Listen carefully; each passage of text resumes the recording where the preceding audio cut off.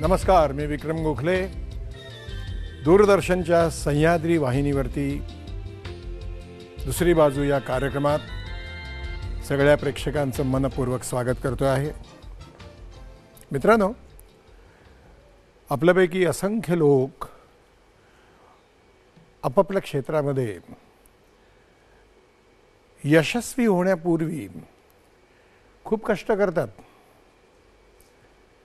अतोनात ज्याचा विचारही करता येणं शक्य नाही अशा गोष्टी करतात, धडपड करतात आणि केव्हा तरी त्यांना जे करायचं असतं त्यामध्ये ते यश संपादन करतात. अशाच एका अत्यंत धडपड्या तरुणाला आज आपण बोलवणार आहोत, त्याच्याशी गप्पा गोष्टी करणार आहोत.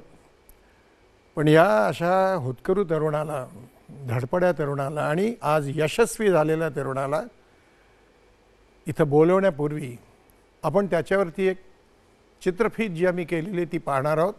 पाहूया. एक हरहुन्नरी कलावंत, अतिशय लहान वयात या क्षेत्रात पदार्पण, नाटकातून कामं करता करता नाट्य व्यवस्थापनेतही सहभाग आणि पुढे जाऊन एक यशस्वी निर्माता.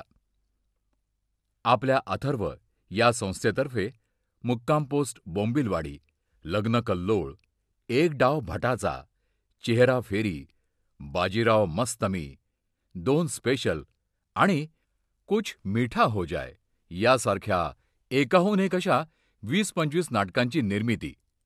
शिवाय अभिनेता म्हणून वस्त्रहरण, सदाचा बाप 420 ही नाटकं, तर डोंबिवली फास्ट, डबल सीट, हापूस आणि लोकमान्य असे चित्रपट. अशा या बहुरंगी कलावंताची जाणून घेऊया दुसरी बाजू. तर स्वागत करूया संतोष कणेकर या तरुणाचं. संतोष वेलकम. ये ये संतोष, तू मी तुला विचारलं तेव्हा म्हणलास की हा कार्यक्रम तू बघतोयस, तर त्या कार्यक्रमाबद्दल मी तुला आता काही नव्याने सांगत नाही. तुझ्याबद्दल जाणून घेण्याकरता सगळ्यात तरुण एक जो वर्ग आहे, ज्यांना तुझ्या क्षेत्रात कदाचित यावंसं वाटेल, त्यांना काहीतरी तू सांगायचंस. इथे बसायचंस, मी इथे बसतो आणि तुला प्रश्न विचारायला सुरुवात करतो. ओके. मनमोकळेपणाने ज्या तुझ्या आठवणी आहेत, कटू गोड, त्या सगळ्या सांगायच्यास. संतोष, तुझ्या जन्मापासून आपण सुरुवात करूया. माझा जन्म भायखळा जे हॉस्पिटलचा. माझं सगळं बालपण म्हणाल तर जे हॉस्पिटलमध्येच, कारण माझे आजोबा जे हॉस्पिटलमध्ये होते, म्हणजे आईचे वडील. बरं. ते तिथे जॉबला होते. त्यावेळेला बाबांची अशी परिस्थिती नव्हती की स्वतःचं घर घ्यावं. त्यावेळेला त्या आजोबांनी जी शासनाकडून जी जागा असते त्या जागेत आम्ही त्यांच्यासोबत राहत होतो. तिथून नंतर मग काही काळानंतर लालबागला आम्ही बाबांनी स्वतःची एक खोली घेतली, तिकडे आम्ही राहायला आलो. माझं बालपण सगळं भायखळाचंच, कारण की ह्यूम हायस्कूल माझी शाळा, जिचं माझं बालवाडी ते 10वी मी म्हणेन, म्हणजे मध्ये अधे कुठेही बाहेर न जाता ते पूर्णपणे शालेय शिक्षण माझं ह्यूम हायस्कूल भायखळ्याला झालं. लालबागमध्ये मी लहानाचा मोठा झालो. महर्षी दयानंद महाविद्यालयामध्ये हे माझं कॉलेज, जिथे मी नाट्य क्षेत्राशी रिलेटेड एकांकिका आणि याच्यातून कामं करायला सुरुवात केली. ती कुठे झाली सुरुवात? परेल, म्हणजे 11वी पासून माझं कॉलेज महर्षी दयानंद महाविद्यालय, पण त्या आधीपासून मी शाळेत असल्यापासून काम करायचो. अच्छा, म्हणजे आधी शाळेतली नाटकं, नंतर कॉलेजमधली नाटकं, स्पर्धांमधली. बरोबर. ओ, मी कुमार कला केंद्रापासून माझी सगळी स्पर्धा सुरू होती शाळेपासून. बर. मग त्या कुमार कला केंद्राच्या स्पर्धेमध्ये सातत्याने 3 वर्ष दक्षिण विभागातून मला सर्वोत्कृष्ट अभिनेत्याचा पुरस्कारही मिळत होता. अरे वा वा. आणि त्या वेळेपासून माझी खरी सुरुवात, आणि माझे मी खऱ्या अर्थाने गुरु म्हणेन ते माझ्या शाळेतले प्रवीण त्रिभुवन सर, जे आता आमच्या त्या शाळेचे प्रिन्सिपल पण आहेत, जे त्यावेळेला आमचे मराठी विभागाचं प्रमुख होते आणि नाटक आणि या सगळ्यासाठी आम्हाला प्रोत्साहन देणारे ते होते. अरे वा. कारण की कामगार विभागातून तसं कुठल्याही शाळेला असं प्रोत्साहन मिळत नव्हतं नाटक आणि या, कारण की हे सगळं जे होतं ते शिरोडकर, दादर आणि या साईडच्या शाळांमध्ये होतं. भायखळा साईडला असं कोणी नव्हतं. पण ते सरांचं फक्त मार्गदर्शन होतं आणि त्यांनी दिलेल्या पाठबळामुळे तो एक म्हणतो ना की विश्वास वाढला की आपण काहीतरी करू शकतो या क्षेत्रात. आणि तोवर फक्त अभिनय करत होतो मी, म्हणजे शाळा म्हणा, कॉलेज म्हणा. आणि शाळेमधून बाहेर पडता पडता मग मी दिवाळी मेच्या सुट्टीमध्ये 10वीची परीक्षा संपल्यावर मी बाबांबरोबर कामही करायचो. म्हणजे आमचा वडिलोपार्जित घासाचा व्यवसाय, घास म्हणजे जी बकरी किंवा घोडे वगैरे जे खातात त्याचा व्यवसाय जो भायखळ्यालाच आहे, नागपाड्याला. हो. तर मी त्यांच्या मदतीला म्हणून असायचो. त्या व्यवसायात मी कधीच रमलो नाही. मी लसूण एकुलता घास एक. असं म्हणतात का रे त्याला? हा? लसूण घास. हा, करेक्ट, लसूण घास. तर तो व्यवसाय आमचा वडिलोपार्जित आहे आणि मी एकुलता एक, मला 3 बहिणी. पण वडिलांची खूप इच्छा होती की हे सांभाळावं, पण मी कधी रमलो नाही त्याच्यात. त्यामुळे माझे बाबा आजही तो व्यवसाय करतात आणि त्यांच्यासोबत माझे काकांची मुलं बर. ते तेवढ्याच जोमाने आणि तेवढ्याच विश्वासाने ते एकत्र काम करतात. माझा जरी संबंध नसला, आणि आमची जॉईंट फॅमिली आहे. अच्छा. त्यामुळे आज करते ते माझे बाबा आहेत आणि त्यांना एक मुलगा नाही तर जवळपास आम्ही 7 म्हणजे जी काकांची मुलं वगैरे आहोत ते सगळी जॉईंट फॅमिली. आणि कोणी आमच्या आत्तापर्यंत परिवारात नोकरी गेलेली नाहीये. अच्छा. ते सगळे या व्यवसायातच आहेत आणि मी फक्त एक या व्यवसायाशी नसून कला क्षेत्रात आलो. आंधळा जुगार. हा, आंधळा जुगार म्हणाला तरी हरकत नाही. पण त्यासाठी मला माझ्या बाबांचं किंवा माझ्या परिवाराचा खूप सपोर्ट होता. म्हणजे शाळेतल्या एकांकिका करत असताना आम्हाला त्यावेळेला कधी बजेट हा प्रकार नव्हता. सर जे काही मदत करायचे ते, मग कमी पडलेले पैसे हे नेहमी, म्हणजे कॉस्ट्युम्स लागायचे त्यावेळेला, तर ते कोण आणून देणार. पण ते बाबा माझे सदैव पाठीशी असायचे की बाबांनी कित्येकदा आम्हाला त्याच्यासाठी बाबांनी सरांकडे मदत केलेली आहे. ती माझ्याकडे नाही, की त्याला कुठेतरी असं वाटू नये की माझे बाबा सगळं करतात आणि त्याच्यात कुठला तरी एक वेगळा इगो किंवा माज येता का म्हणे. तो सर्वसामान्यांसारखा त्या शाळेत वावरावा यासाठी ते नंतर मला सरांकडून कळलं की अरे बाबाच करतात सगळं. तेव्हा मला खूप बरं वाटलं की एक घरातून खूप मोठा सपोर्ट होता. त्यांनी कधीच माझं काम पाहिलं नव्हतं. बरं. हा मला त्रास व्हायचा कारण की त्यांचा व्यस्त कारभार असायचा. कारण की ते सकाळी 4 वाजता घरातून निघायचे आणि त्यांची येण्याची वेळ ही दुपारी 2 वाजता वगैरे. त्यामुळे असं कधी नाही झालं की आम्हाला त्यांच्याकडून काही कमी पडलं. पण एक बाबाचा सहवास हा तसा लाभायचा नाही किंवा त्यांना उपस्थिती दर्शवावीशी वाटायची, पण त्यांना वेळेअभावी आणि कामामुळे शक्य व्हायचं नाही. पण घरातून एक खूप मोठा सपोर्ट होता. त्याच्यानंतर कॉलेज सुरू झालं. कॉलेजमध्ये मी म्हणेन की अभिजित साटम, अमित सुर्वे आणि सगळंच कॉलेजचं, कारण की MD अभिजित तुझ्या बरोबरच. हो हो, बरोबर. अभिजित साटम, अमित सुर्वे हा एक माझा मित्रपरिवार वेगळा मला तिकडे मिळाला. आणि मी खूप नशीबवान समजेन की आपल्या क्षेत्रात याचा तुम्हालाही अनुभव असेल की सुरुवात करताना खूप लोकांना चुकीच्या व्यक्ती मिळतात. मी यासाठी खूप नशीबवान आहे की मला खूप चांगल्या व्यक्ती सुरुवातीपासून माझ्या बरोबर होत्या. खरंच सुदैवी आहेस. हा, मी शाळेपासून मला त्रिभुवन सर होते. कॉलेजमध्ये आल्यावर अभिजित, अमित सारखे मित्र होते. आणि कॉलेजमध्ये असतानाच मला आठवतंय अभिजितला दूरदर्शनची मालिका विचारण्यात आली होती, कवितेचं नावाची. त्या सिरियलसाठी मी त्याच्यासोबत, तो म्हणाला की तूही चल, काही कास्टिंग झालं तर झालं, म्हणून मी आलो. नीना राऊत त्याचं सगळं दिग्दर्शन आणि निर्मिती बघत होत्या. तर मी त्यावेळेला नीना राऊतांना भेटायला आलो. त्या म्हणाला की कास्टिंग नाही करता येणार, कारण की त्याच्यातली तो कॉलेज बेसच कार्यक्रम होता की कॉलेजचे विद्यार्थी आणि एक प्रोफेसर यांच्यामध्ये एक चांगले संबंध आहेत आणि ते कविता या विषयावर तो कार्यक्रम होता. तर तो उलगडत जाणारा गप्पा गोष्टींमधून कवितांचा कार्यक्रम होता. अच्छा. तर त्यातली जी कास्टिंग होती ती पूर्ण झालेली. पण नीनाताईंना माझा एकंदरीत स्वभाव बघता आणि तू बाकी कामं करण्यात इंटरेस्टेड आहेस का प्रोडक्शनसाठी, म्हटलं हो, मला आवडेल या ग्रुपवर काम करायला. किती वर्षापूर्वीची गोष्ट आहे? जवळपास 96ला वगैरे. अच्छा अच्छा. 96ला वगैरे. मग मी दूरदर्शनला नीना राऊतांबरोबर ताकदीना दिन कवितेचं या प्रोडक्शनला सहाय्यक म्हणून होतो. बाकीची कामं करण्यासाठी प्रोडक्शनची, एडिटिंग आणि या सगळ्याच गोष्टींना असायचो. त्यांच्या दिग्दर्शनाच्या कामात सुद्धा. त्यावेळेला आमच्याबरोबर भक्ती आपटे, वृंदा हिरे, महेंद्र कदम हे माझे सिनियर्स होते आणि मी तसं नौका होतो. पण यांनी मला खूप चांगल्या गोष्टी, आणि दूरदर्शनमुळे मला पेपरवर्क शिकता आलं. म्हणजे जे मला खूप पुढे जाऊन प्रोडक्शन्स करताना उपयोगाला पडलं, की पेपरवर जी कामं चोख असतात ती पुढे प्रत्यक्ष करण्याला खूप बरं पडतं. हे मला आमच्या दूरदर्शनमधून शिकता आलं होतं. तर दूरदर्शन सुद्धा ही माझी एक मी शाळा समजतो, कारण की इथे सुद्धा बऱ्याच गोष्टी मला शिकता आल्या. त्यामुळे नीना राऊतांसारखी व्यक्ती पहिली मिळणं एक निर्मिती क्षेत्रात, की पैशासाठी काम करणारी माणसं मला खूप कमी भेटली. कलेसाठी काम करणारी, आणि त्यांचं वेड बघून ते माझ्यात एक वेड वाढत गेलं की पैशासाठी नाही तर एक चांगल्या निर्मितीसाठी काम करणारी माणसं. मग त्याच्यानंतर विजय केंकरेंबरोबर मी ॲज अ असिस्टंट डिरेक्टर म्हणून काम केलं. कुठलं नाटक? नाटकाला नव्हतो मी त्यांच्यासोबत.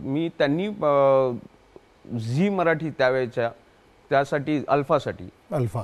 मी एक बंडू नावाची सिरियल करत होते. बर त्याला मी त्यांचा सहाय्यक दिग्दर्शक म्हणून होतो. बर तिथे शिरीष जोशी आणि विनोद लवेकर हे माझ्यासोबत होते. बर बर म्हणजे विनोद आणि मी एकत्रच जॉईन झालो. तसा विनोदही त्यावेळेला नौका होता. पण शिरीषकडूनही तिथे खूप चांगल्या पद्धतीचे पेपरवर्क आणि विजय केंकरेंकडून आम्हाला शिकता आलं की ते सुद्धा काम वेडे आहेत. म्हणजे ते पैशासाठी काम करणारे माणूस नाहीये. म्हणजे कित्येकदा असं व्हायचं की कित्येक प्रोडक्शन्स असे होते की ज्यांचे पैसे वेळ द्यायचे नाहीत, पण विजय सरांनी आमचे पैसे कधी ठेवलेले नव्हते. आणखी बऱ्यापैकी सगळ्या प्रोडक्शन्स करत असताना पैशाचे व्यवहार दिग्दर्शन डिपार्टमेंटचे हे माझ्याकडे असायचे. त्यामुळे मला माहिती असायचं की विजय सरांना पैसे मिळालेत की नाही मिळालेत, पण ते आमचे चेक आधी काढून मोकळे व्हायचे.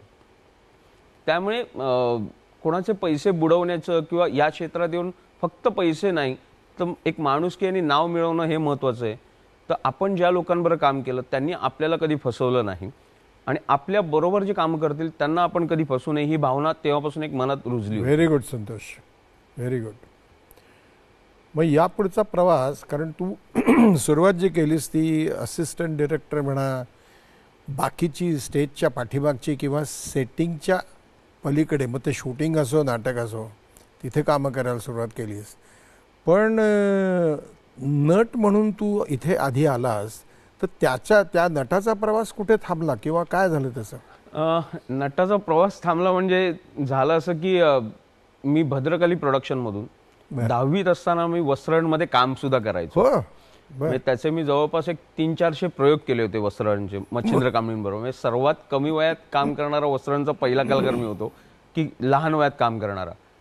आणि भद्रकालीमध्ये काम करत असतानाच मला प्रोडक्शन करायची सुद्धा संधी मिळाली होती. कारण मच्छिंद्र एक चांगला होता बरं. हो, मी प्लॅनिंगमध्ये निर्मिती क्षेत्रात जर यायचं असेल तर भद्रकाली सारखं मी म्हणतो शाळा नव्हती जर व्यावसायिक कारण की आत्ता जे प्रोडक्शन्स करतायत त्या निर्मात्यांकडे असणारे मॅनेजर्स जी कामं करतात ही खूप ठराविक कामं आहेत. म्हणजे नाटकाशी रिलेटेड किंवा प्रयोग सादरीकरणाशी रिलेटेड खूप कमी कामं आहेत. म्हणजे तिसरी बेल देणे, कलावंतांची आणि बॅकस्टेजवाल्यांची पाकिटं भरणे याच्या व्यतिरिक्त फार कामं आहेत. पण आमच्या भद्रकालीमध्ये जवळपास सेन्सॉर काढण्यापासून ते लायसनचा परवाना थिएटरला पोचवायपर्यंत, तिकीटं पोचवायची कामं, तारखांची पत्र कशी लिहायची, ह्या सगळ्या गोष्टी मॅनेजरला करावी लागायची आणि जे बाबूजी आमच्याकडून करून घ्यायचे मच्छिंद्र कांबळी.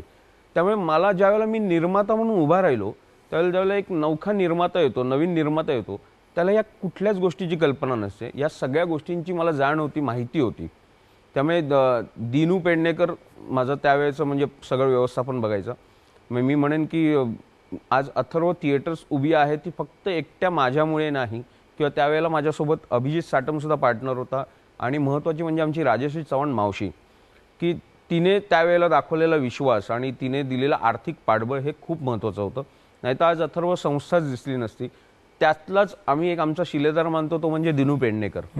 कारण की तारखा म्हणजे नाटक उभं करणं खूप सोपं आहे. 4 कलाकार एकत्र येणं, लेखक दिग्दर्शक, पण त्या नाटकाचे चांगल्या तारखांना प्रयोग होण्यासाठी जे साह्य आहे हे दिनूने जर केलं नसतं तर आज अथर्व उभी राहू शकली नसती. फार इंटरेस्टिंग सगळ्या या गोष्टी आहेत. शिक्षण ह्या क्षेत्रातलं काय आहे याबद्दल तू आणखीन पुढे बोलणारच, पण त्यापूर्वी संतोष आपण एक थोडीशी विश्रांती घेणार आहोत. मित्रहो, एक छोटीशी आपण विश्रांती घेऊया. कुठेही जाऊ नका. एका धडाडीच्या निर्मात्याबरोबर, नाट्य निर्मात्याबरोबर आपण गप्पा गोष्टी करतो. थोड्याच वेळात परत येतो आहोत. कुठेही जाऊ नका, पाहत रहा दुसरी बाजू.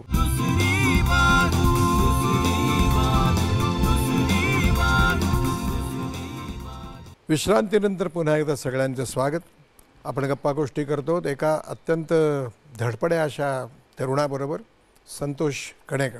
संतोष, ज्याप्रमाणे तुला भद्रकालीमध्ये एक ट्रेनिंग मिळालं, ज्याप्रमाणे तुला तुझ्या हायस्कूलमधल्या मास्तरांच्याकडून ट्रेनिंग मिळालं, काही पद्धती शिकायला मिळाल्या, नीना राऊतकडून तुला अनेक गोष्टी इथे शिकता आल्या, याप्रमाणेच तुला प्रस्थापित जी रंगभूमी आहे याच्यामध्ये कोणाकोणाकडून तुला असे चांगले सल्ले मिळाले, त्या लोकांची काही माहिती? मी जसं सुरुवातीलाच म्हटलं की मी त्या बाबतीत खूप नशिबान होतो. ज्यावेळेला सुरुवात झाली त्यावेळेला नाटक काय असतं, कशाशी खातात असे सांगणारेही आम्हाला खूप जण मिळाले. की म्हणजे नाटक सोपं नसतं, 4 प्रयोगात कळेल, ज्यावेळेला पैसे टाकावे लागतील आणि जातील त्यावेळेला. पण चांगले मी अशा अर्थाने म्हणेन की त्याचंही आम्हाला ते सांगणारे मिळाले म्हणून आम्ही एक भीती मनात होती की आपण करतोय ते ग्रेटच आहे अशातला भाग नाही. कारण की आजूबाजूला त्यावेळेला खूप मोठे नट होते, मोठ्या संस्था होत्या.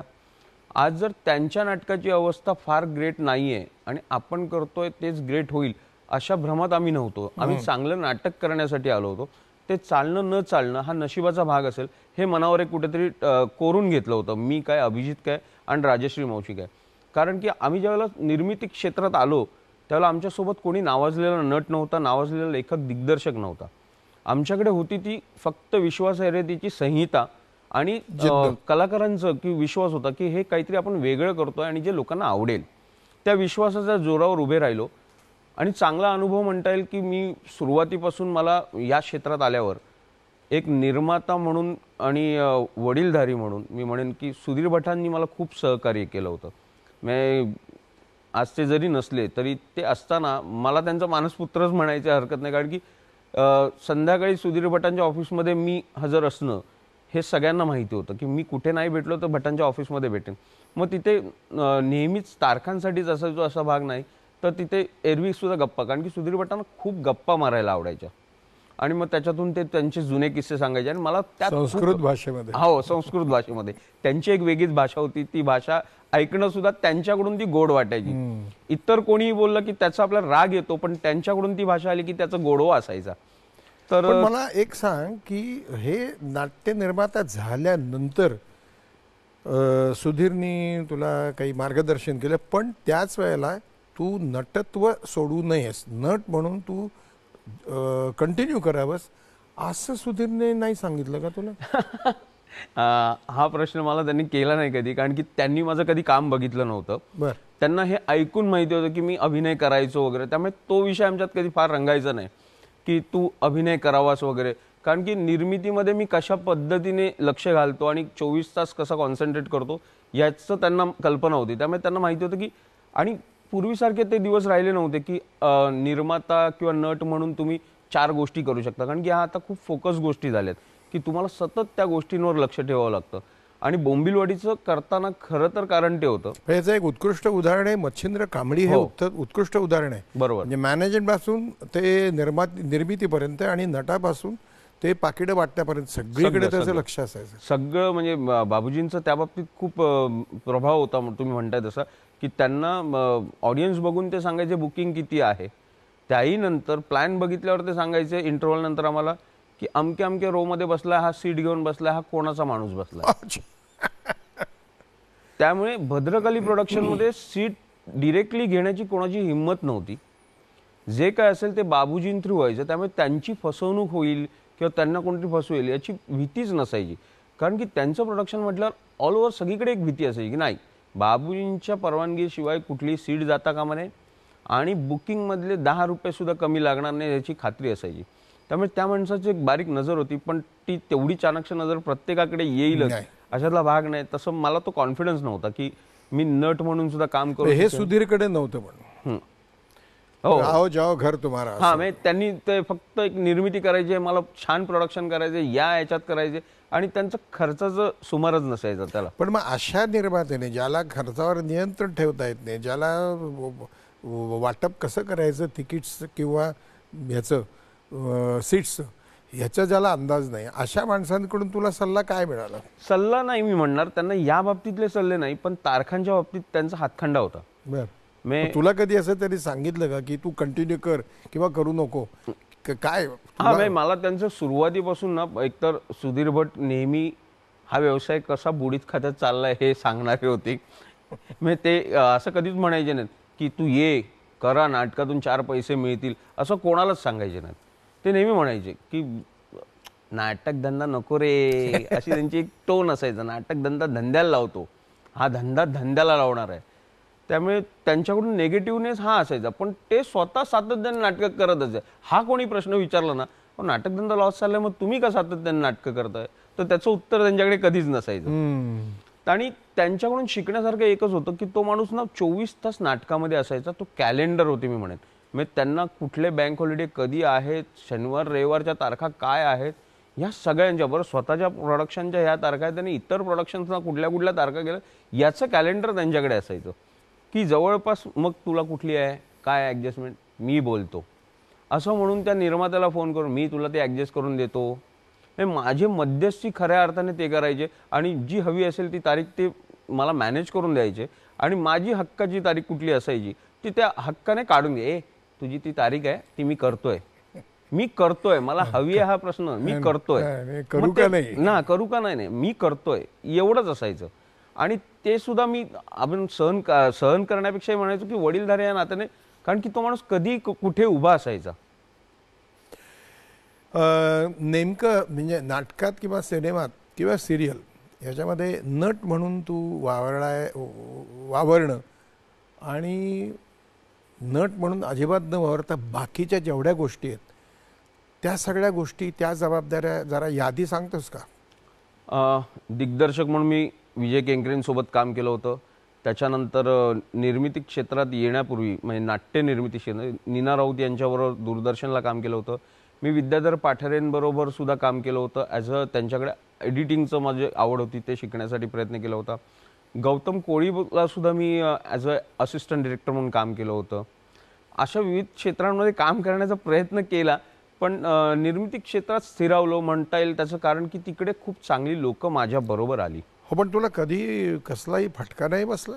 फटके खूप बसले, नाही असं म्हणणार नाही की प्रत्येक प्रोडक्शन चाललं अशातलं. बघ आज जी काय 20-21 नाटकं झाली त्या नाटकांमधून फटके 20-21 नाटकं झाली, त्या नाटकांमधून कधी असा फटका बसला नाही. सगळीच नाटकं चालली अशातला भाग नाही. पण काहीतरी होईल, चांगलं होईल, कारण की निर्मितीचं वेळ एकदा ज्या माणसाला लागतो तो व्यसन आहे ते. की सुधीर भट हा त्यामुळेच सुधीर भट झाला. मला कित्येकदा असंही व्हायचं की मधल्या काळामध्ये खूप वाईट परिस्थिती आली सुद्धा होती की ज्यावेळेला नाटकच चालत नव्हतं आणि एक क्षण असं झाला की नाही, वडिलांचा व्यवसाय बघावा का. त्यावेळेला माझी बायको जी या क्षेत्रात सुद्धा काम करते, ती अभिनेत्री आहे स्वतः, तिला मी हा प्रश्न केला की काय करू, कारण की तिच्या एकटीच्या जीवावर मला ते घर चालवणं मान्य नव्हतं. तर मला कुठेतरी असं जाणवायला लागलं की आपण आता थांबूया, वडिलांचा व्यवसाय बघू आणि तिला काम करू दे या क्षेत्रात.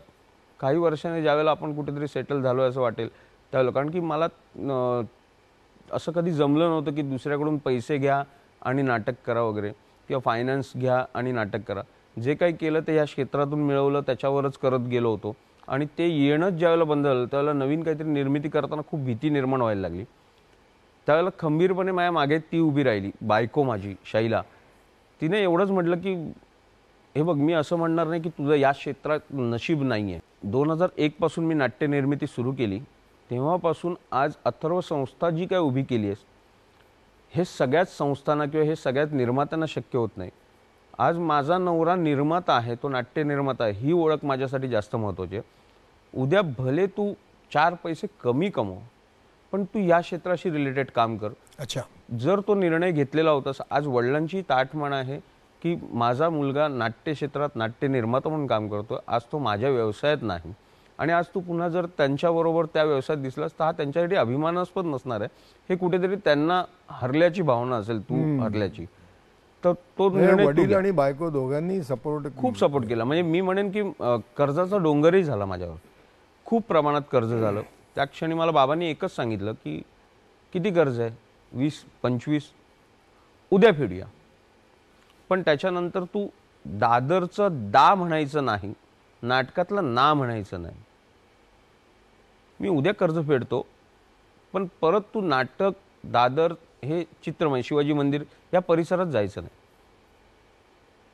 तू ठरव, मी उद्या कर्ज फेडून टाकतो, परवापासून तू नाटकधंदा बंद करायचा. ह्या दोनपैकी काय करतोस ते मला सांग. तेव्हा मला ते असं झालं. तर मी म्हटलं असा मला ह्या प्रश्नात पाडल्यावर माझं शक्य नाही. म्हटलं की कसं आहे, आज तुझं कर्ज फेडेन, मी सगळं क्लिअर करेन, परवा पुन्हा तू नाटक करणार, तेव्हा काय, त्या व्यवसायाची गॅरंटी नाहीच आहे. त्यामुळे खचू नकोस, जिथे खड्डा झालाय तिथेच भर शोध. इथे खड्डा करून तिकडून भर घेऊन इथे टाकण्यात काही अर्थ नसतो. आणि हे कुठेतरी पाठबळ देणारं होतं म्हणेन की त्यांनी ठरवलं असतं तर पैसे देऊन मोकळं केलं असतं आणि स्वतःच्या व्यवसायात घेऊ शकले असते. आणि चला, आज मी तुझ्यावर एक मेहरबानी केली आहे, तुझं कर्जाचं डोंगर कमी केलाय, या भावनेमुळे मला त्यांच्याबरोबर काम करत राहावं लागलं, निर्मिती बंद करावी. पण ती त्यांची इच्छा नव्हती हे मला एकंदरीत लक्षात आलं. कारण की तू जे करतोयस त्याच्यात खचू नकोस, तू पुढे जा. व्यवसाय आणि ती एक अप अँड डाऊन्स हे येत राहणार याची जाणीव त्यांनी करून दिली. त्याच्यानंतर नाविन्यपूर्ण प्रयत्न करत राहिलो की व्यवसाय पैसा कसा मिळेल किंवा नाटक कसं चालेल की जास्तीत जास्त प्रॉफिट कसं होईल याचा विचार करण्यापेक्षा चांगलं नाटक कसं करता येईल याच्या विचारात राहिलो. मला कुठेतरी नंतर मी स्वतःचं विचार मंथन केलं की मी कुठे चुकलो नक्की. तर मला असं झालं की ज्या क्षणी मी निर्मिती क्षेत्रात आलो त्यावेळेला मी चांगल्याच्या मागे होतो आणि नंतर मला व्यवसाय आणि पैसा या सगळ्या गोष्टी मिळत गेल्या. मी निर्माता एस्टॅब्लिश झाल्यावर कुठेतरी मला व्यावसायिक नाटक कसं करता येईल याचा विचार जास्त करायला लागलो का आणि मी फसत गेलो. पुढची चर्चा आपण अशी सुरू करणार आहोत. हे आता तू सांगतोयस त्याप्रमाणे 2-3 मुद्दे माझ्या डोक्यात आले ते मी तुला विचारणार आहे. त्याच्यापूर्वी आपण एक छोटीशी पुन्हा एकदा विश्रांती घेतो.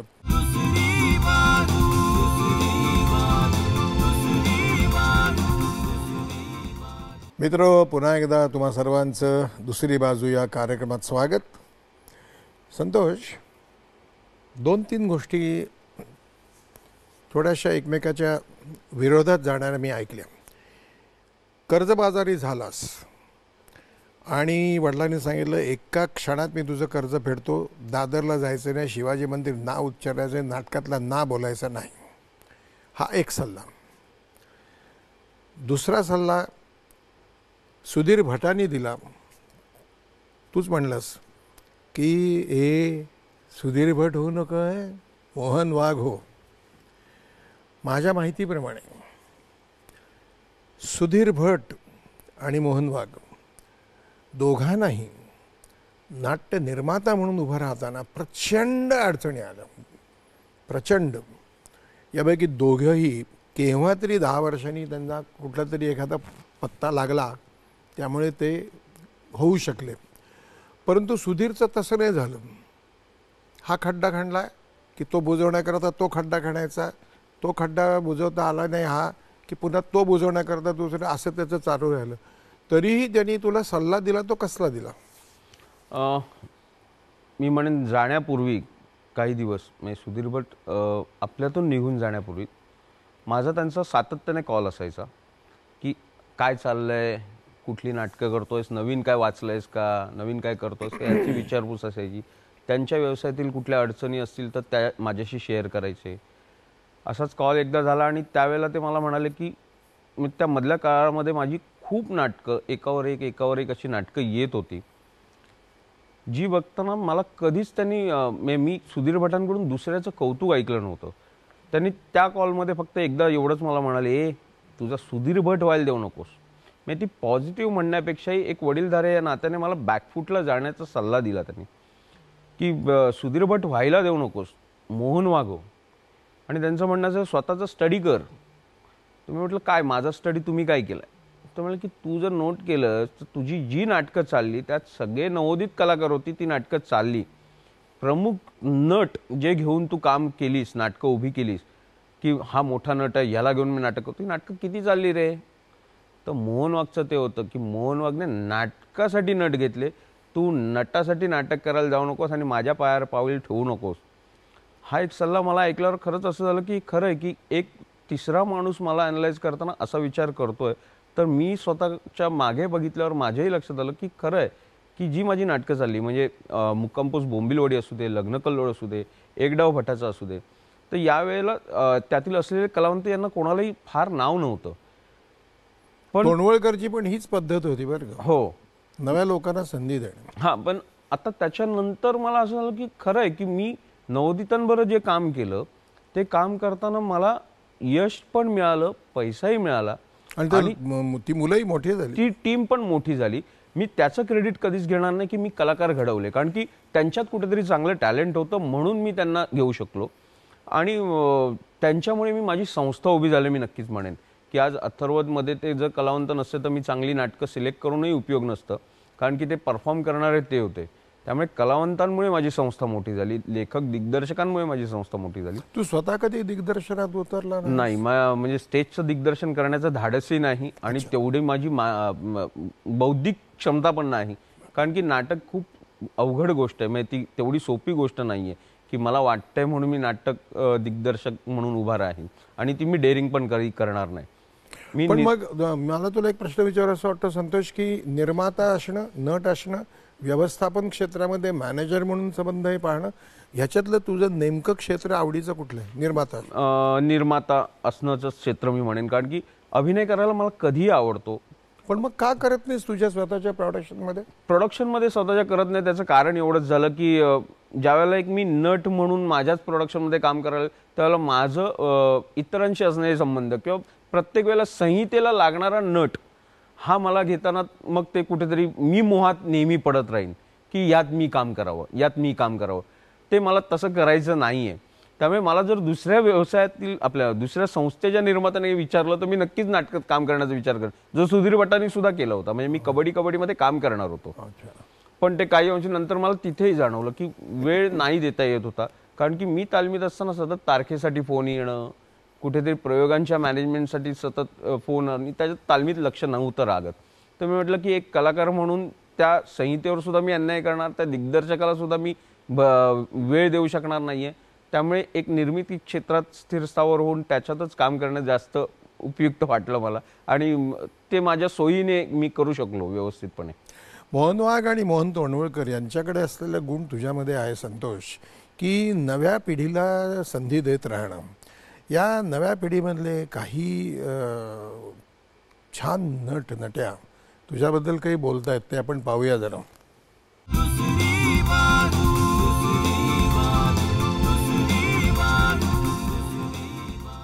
पण खूप खूप चांगला प्रोड्युसर, प्रत्येक गोष्टीत मदत करणारा आणि प्रत्येक गोष्टीत आपली बाजू समजून घेणारा, म्हणजे आर्टिस्टची म्हणा किंवा इतर कुणाचीही म्हणा बाजू समजून घेणारा असा गुड ह्युमन बिईंग.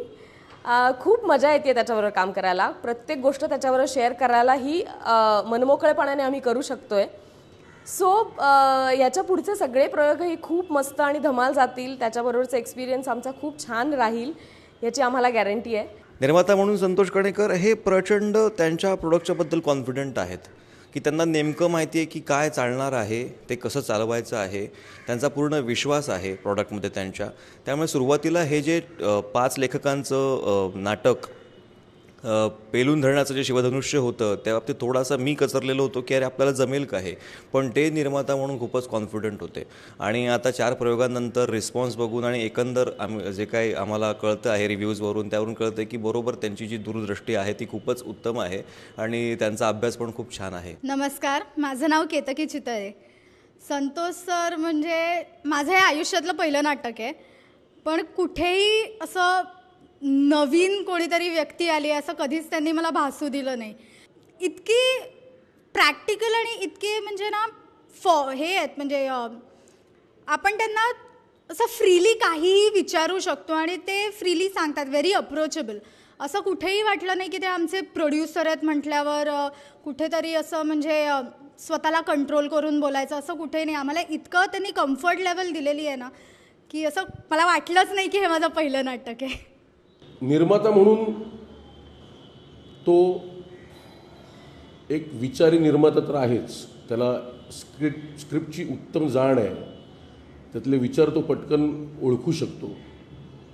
आणि भले जरी स्क्रिप्ट चांगले नसतील तरी हे नाटक कसं रन करता येईल, कसं चालवता येईल, लोकांपर्यंत कसं पोचवता येईल, ते यशस्वी कसं करता येईल, ह्याचं एक निर्माता म्हणून तो अतिशय उत्तमरित्या चांगला विचार करू शकतो. हे त्याच्या आत्तापर्यंतच्या यशावरनं आपण ओळखू शकतोच.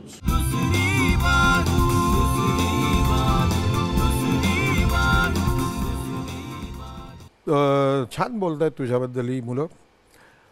मला असं सांग की या व्यतिरिक्त तुला आणखीन काही छंद आहे का? म्हणजे माझ्या मते तुझ्या वडिलांना ल्युसनग्रासचा व्यवसाय करणं हा व्यवसाय म्हणून, पण छंद म्हणून त्यांना जरी करता आला नाही तरी त्यांनी आपल्या मुलाच्या रूपात नाटक हा जो छंद त्यांचा जो असेल तो जोपासला आणि तुलाही तो आवडला, तूही करतोस. याच्या व्यतिरिक्त तुला काय छंद आहेत का? मला लिखाणाचं खूप आवड आहे. मी लिहिण्याचा प्रयत्न करतो.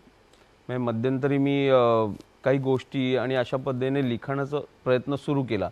मी म्हणणार की मी लेखक झालो म्हणून मी प्रयत्न केला की लेखनाची आवड आहे. म्हणजे पुढे जाऊन जर काही लिहू शकलो तर त्याच्यात माझा प्रयत्न असेल. मला लिहायला आवडतं, मला वाचन करायला आवडतं, म्हणजे कधी कुठेही असलो तरी वाचन करायला आवडतं. त्यामुळे नाटक असू दे, पेपर असू दे, पुस्तक असू दे, ते मी वाचत असतो. त्यामुळे लेखनात मला आवड आहे.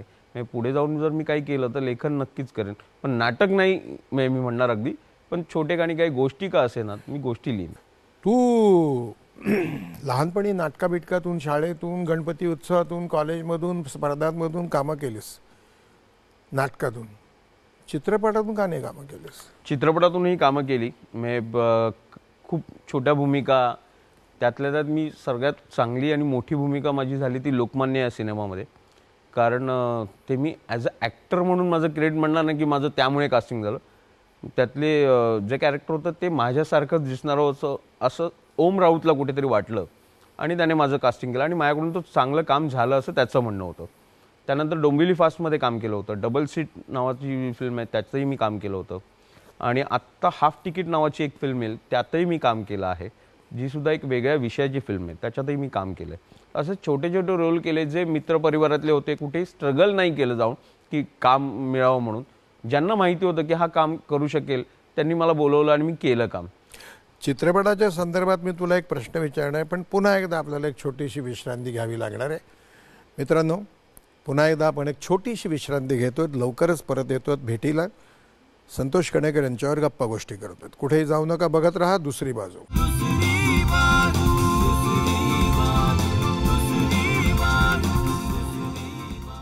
पुन्हा एकदा सर्वांचं मनपूर्वक स्वागत. दुसरी बाजू या कार्यक्रमात गप्पा गोष्टी चालू आहेत एका धडाडीच्या तरुण माणसाबरोबर.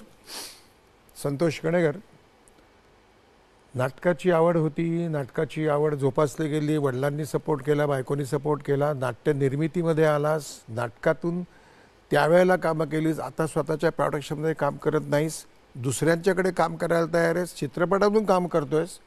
मग चित्रपटाची निर्मिती का करत नाहीस? सर, चित्रपटाची निर्मिती न करण्याचं म्हणजे आत्ता जे आर्थिक गणितं आपल्या मराठी सिनेमाची बदलली आहेत. तो आज खेळ म्हणजे पूर्वी जो होता 50-60 लाखाचा होता, आता 1-1.5 CR अशा घरात जाऊन बसला. त्याहीपेक्षा माझ्यावर विश्वास ठेवून त्या क्षेत्रात मला आर्थिक पाठबळ देणारी सुद्धा आजूबाजूला लोक आहेत. पण मला कोणाला तरी भरीस पाडायचं नाही, कारण की ज्याची मला पूर्ण कल्पना नाही आहे, माहिती नाही आहे. आज सिनेमा बनवणं, मी एका सिनेमाचं एक्झिक्युटिव्ह प्रोड्युसर म्हणून पण काम केलं. त्या क्षणी मला असं जाणवलं की सिनेमा बनवणं खूप सोपं आहे, पण आज मराठी सिनेमा तो एक्झिक्यूट करणं, तो लोकांपर्यंत पोहोचवणं, त्याला चांगली थिएटर्स मिळवून देणं, डिस्ट्रीब्युटर्स जोपर्यंत आपण होत नाही तोपर्यंत निर्मिती क्षेत्रात यायचं नाही किंवा कोणाला तरी भरीस पाडून त्याला बुडीत खात्यात घालायचं नाही. हा एक माझा कुठेतरी मनात सतत माझ्या भीती असते किंवा नको ते बर्डन नको की एखाद्याला आपण 4 पैसे मिळवून देऊ शकत नाही, तर मला ज्याची भीती वाटते की 4 पैसे कन्फर्म जाणार आहेत, तिथे कोणाला तरी लॉस नको द्यायला. त्यामुळे जोपर्यंत निर्मिती क्षेत्रात येऊन डिस्ट्रीब्युशन कळत नाही तोपर्यंत मला पुढे जाण्यात त्यात धाडस करण्याची हिंमत होत नाही आहे. कारण जसं मी तुम्हाला म्हटलं, नाट्य निर्मिती करताना सुद्धा मला तो एक अनुभव होता की प्रोडक्शन केल्याचा, की तारखा कशा मिळवल्या जातात, अर्ज कसे दिले जातात, थिएटरच्या तारखा कशा मिळवल्या, हे कळेपर्यंत बेसिक माहिती होतं. त्यामुळे ती एक डेअरिंग करू शकलो की मावशीचं पाठबळ, मी मगाशीही म्हटलं की राजश्री चव्हाणचे जास्त पैसे होते आणि त्यावेळेला आमच्या घरातून कोणी आम्हाला तसा सपोर्ट केला नव्हता की, आणि आम्ही मागितले नव्हतं आर्थिक दृष्टीने. तो विषय असा झाला होता की मावशीने, म्हणजे राजश्री चव्हाणने, मी भद्रकालीचं सदाचा बाप 420 नाटक करायचो, त्यात मी सदाची भूमिका करायचो. ते नाटक बघितल्यावर तिला माझं काम खूप आवडलं होतं आणि तिला कुठेतरी असं वाटत होतं की आपण आपलं एक नाटक स्वतःचं करावं, ज्यात तुम्ही प्रमुख भूमिकेत राहावं, जाहिरातीमध्ये फोटो तुमचे दिसावेत. हा तिला एक माझ्याबद्दल किंवा त्या अमितबद्दल असलेलं एक ते प्रेम होतं म्हणा, किंवा तिला वाटत होतं की हे चांगले नट आहेत. त्यावेळेला तिने मला म्हणाले की आपण आपलं नाटक केलं तर. मी तिला म्हटलं, अगं नाटक करणं सोपं नाही आहे, खूप मोठी कॉस्ट लागते, प्रोडक्शन उभं करावं लागतं, किती लागते पैसे.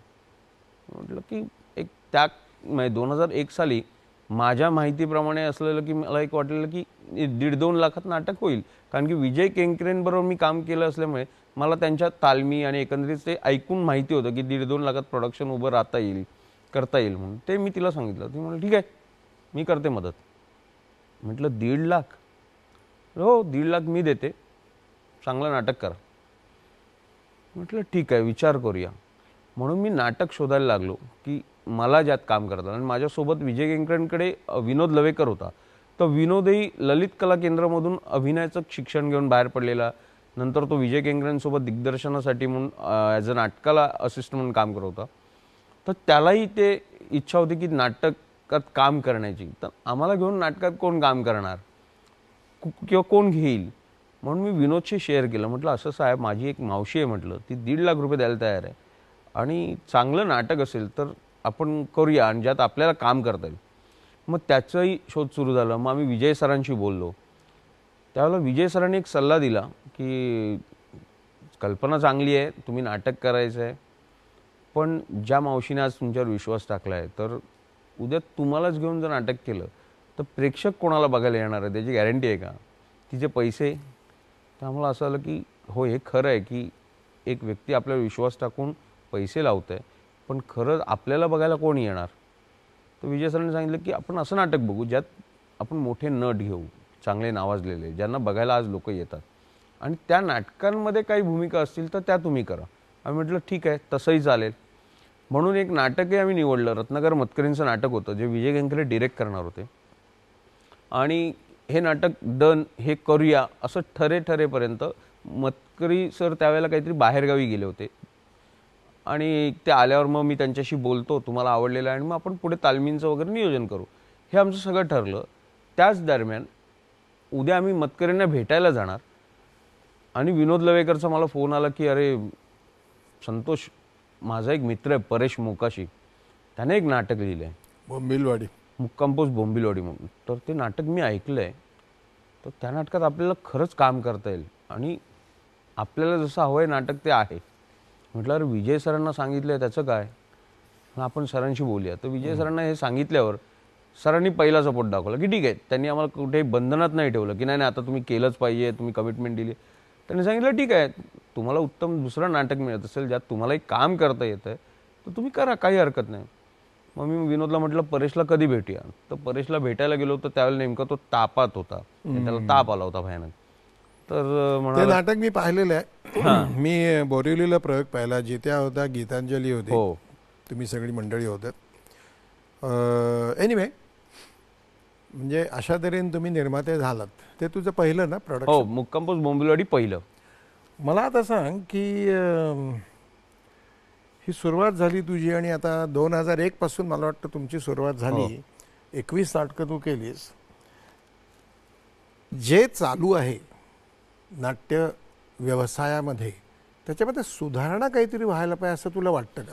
थोडक्यात सांग, आपल्याकडे आता वेळ कमी होतो. हो, सुधारणा नक्कीच व्हायला हवी. मी म्हणेन की आपण आत्तापर्यंत फक्त पेपर जाहिरात जे करतोय, कारण की आज टाटा बिर्ला आणि ही मोठमोठी लोक सुद्धा स्वतःची प्रोडक्ट घेऊन घरात दारापर्यंत पोहोचलेत सर्वसामान्यांच्या आज. आणि नाटक ही काय अशी जीवनावश्यक गोष्ट नाही की ती नाही मिळाली तर मी उपाशी मरणार आहे किंवा मला.